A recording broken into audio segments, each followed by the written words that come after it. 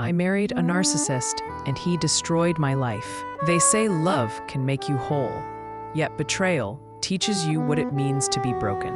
This is a life lesson to young women intending to get married.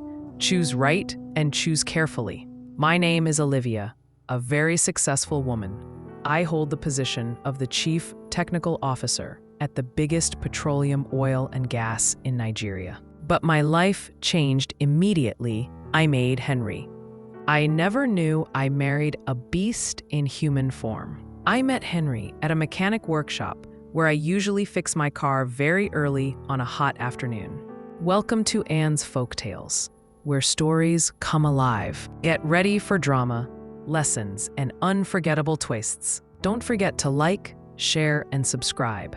Now let's jump into today's folktale. The afternoon sun burned hot over the busy mechanic workshop, and the air was filled with the smell of engine oil, the sound of clanging tools, and men shouting instructions. Henry drove in slowly, his black Toyota Camry making a slight screech as it stopped.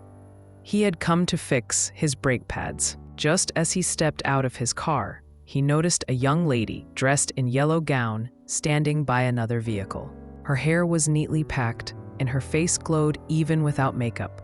She was talking to a mechanic, explaining her car problems.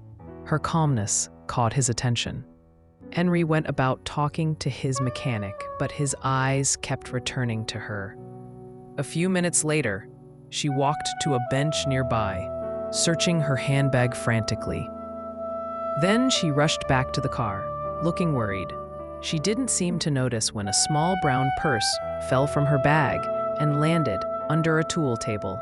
Henry, who had seen it fall, walked over, picked it up, and called out softly, "Excuse me, miss. I think this belongs to you." Her eyes widened in relief when she saw her purse. "Oh my God, thank you so much. I didn't even realize it fell.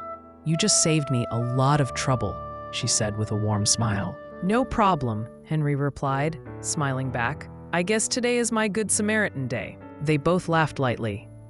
That simple act opened the door for more conversation. They talked while waiting for their cars to be fixed. She introduced herself as Olivia, and he told her his name was Henry. His well-groomed looks, clean haircut, and the way he spoke with respect made Olivia feel comfortable around him. Henry had that quiet confidence that drew people close.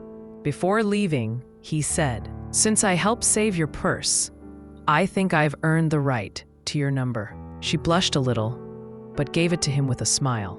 They shook hands, and their eyes met for a few seconds longer than usual. Something gentle and strong sparked between them.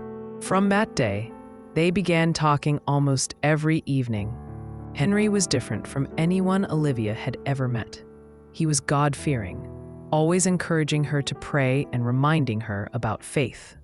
He cared deeply, asking how her day went, checking on her health, and never missing a chance to make her smile. On Sundays, he invited her to join him at church. She saw how passionate he was about serving God, and it made her heart melt even more. That was what Olivia loved to see in a man. She started having the thought that she had finally met her own. Slowly, what started with a lost purse became a bond that grew stronger with every moment they shared. One rainy evening, while they sat under a shed after a midweek service, Olivia looked at him and said softly, "Henry, you're everything I've ever prayed for. Caring, humble, handsome, and you love God. Meeting you at that workshop wasn't an accident. It was divine." He held her hand gently, smiling. "God knew what he was doing, Olivia. I picked up a purse, but I also found my heart."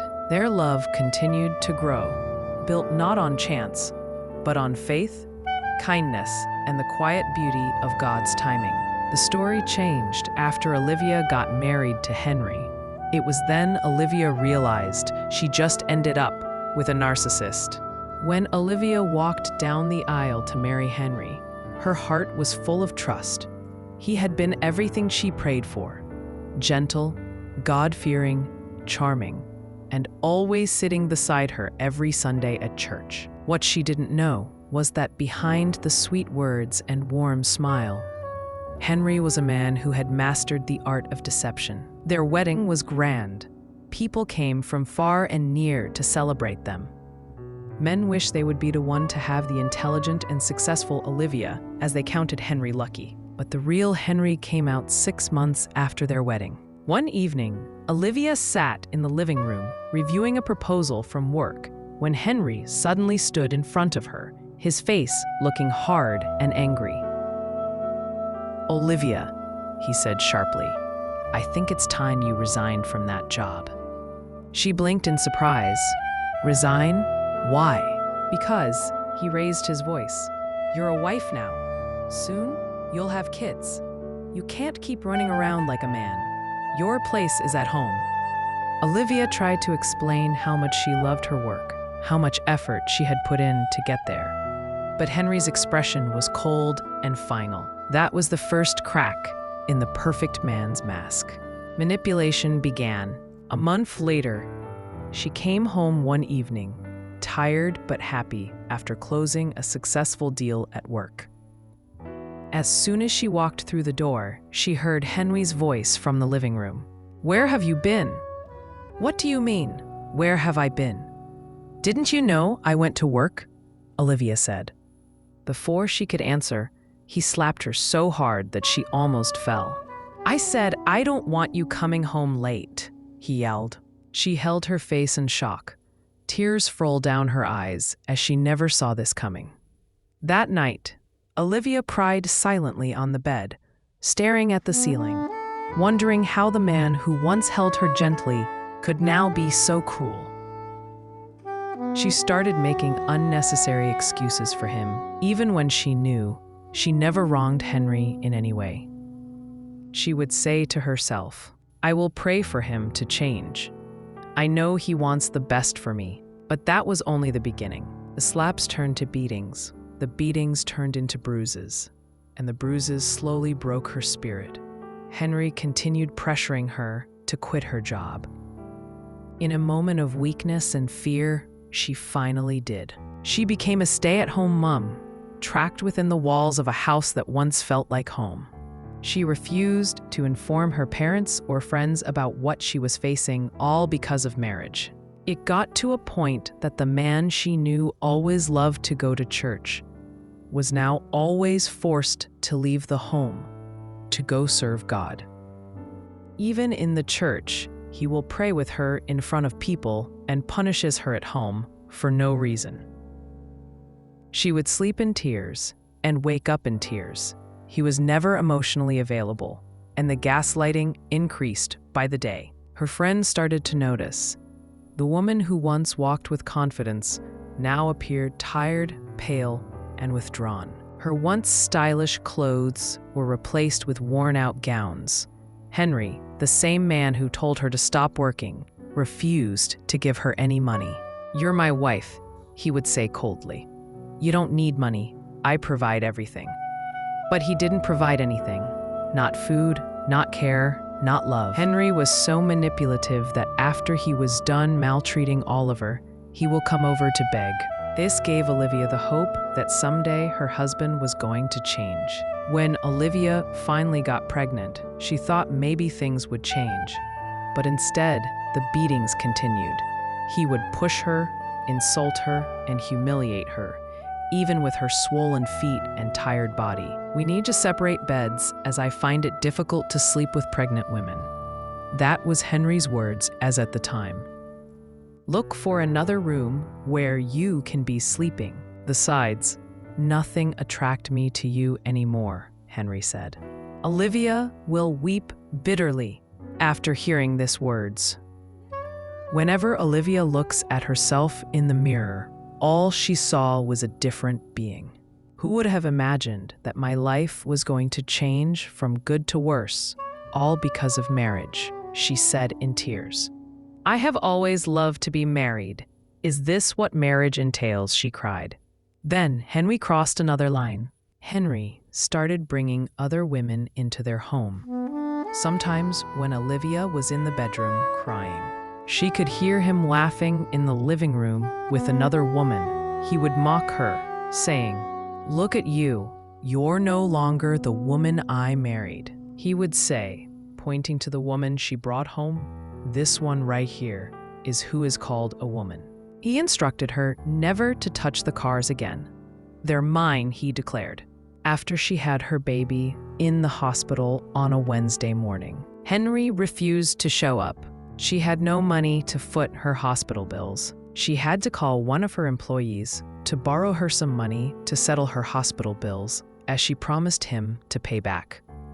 After the employee said he was going to borrow her the money, he knew something wasn't right. So he called back Olivia and asked her to send him the hospital address that he needed to come visiting. Austin, Olivia's employee, felt pitied when he saw Olivia at the hospital, helpless. He wondered where the husband could be, but he felt he wasn't in the right position to ask too many questions. He requested to take her home in his car with the newborn after the doctors told him she could be discharged. On getting home, Henry was on the dining table zipping a glass of wine, all relaxed. He sighted Olivia coming out from a man's car. He got so angry and immediately dropped the glass of wine. After Olivia came in, he asked angrily, "Who is that idiot that just dropped you?" Olivia explained, standing with the newborn looking tired. She said, "He is my ex-employee. He requested to drop me off at home since you never bothered to come and pick us." She said with a tired voice, holding her waist, "Can I just at least seat? I'm tired and exhausted." "Won't you look at your daughter? She looks exactly like you," Olivia said. He immediately pushed Olivia out into the cold with the newborn. He said, "I'm not the father of that child. Take her back to her father." She sat in front of the house, holding her baby in the cold, and wept bitterly. After Henry's mom heard of the news of the newborn, she was already on her way to the city from the village. She arrived the city that cold night and saw Olivia in the cold with a newborn. "Why, what happened?" she asked. "Why are you seated here all alone? Where is your husband?" After so many explanations from Olivia, Henry's mom banged the door in anger, calling out her son angrily. "Don't be wicked. What has she done to you? Why will you leave a newborn and her mother in the cold by this time of the day?" she said. Henry, who is always manipulative, lied to his mom that he was about locking the door when she came in.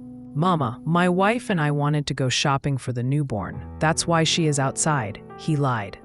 Olivia had no strength to argue, so she just entered the house tired, wanting to just have some rest.